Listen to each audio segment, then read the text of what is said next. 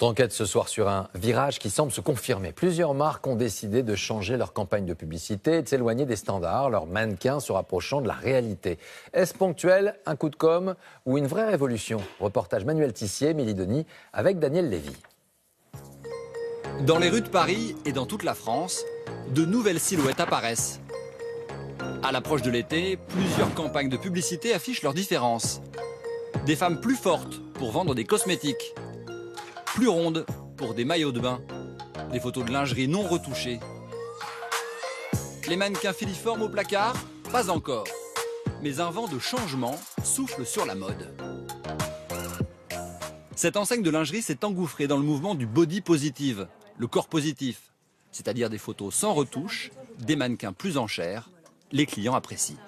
C'est très beau de voir en fait des affiches comme ça qui montrent vraiment que peut-être on a un peu de cellulite et que c'est beau aussi et il ne faut pas forcément être super fine. Là on voit des formes mais on se rend compte que voilà, effectivement c'est tout aussi beau en fait et c'est tout aussi attirant et ça donne tout autant aussi envie d'acheter.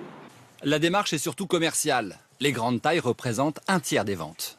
Les femmes entrent en nous disant qu'est-ce qui va pouvoir m'aller en sachant qu'on va faire du bonnet D ou du bonnet E ou du bonnet F, alors qu'avant on nous disait « Ah ben je ne savais pas que vous faisiez autre chose que des petites tailles ».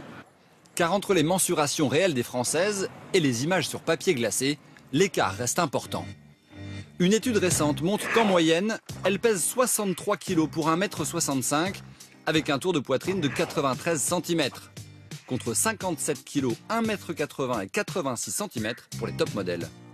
Mais le diktat de la maigreur serait-il en train d'évoluer? Dans cette agence parisienne de mannequins, la directrice date la tendance de ces 6 derniers mois. Plus d'annonceurs et plus de diversité. On a à peu près un casting ou deux par semaine où ils nous demandent des filles plus rondes. Ils ont dû s'apercevoir qu'en fait... Les femmes ont envie aussi d'être représentées dans leur globalité. Il n'y a pas seulement des femmes qui ont des corps de prépubères, il y a aussi des femmes. Cette tendance, ce n'est pas que de la poudre aux yeux. Vous êtes prêtes? Allez, on y va!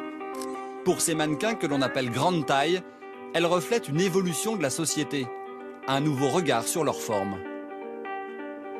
Avec mes rondeurs, j'avais certains complexes, quoi.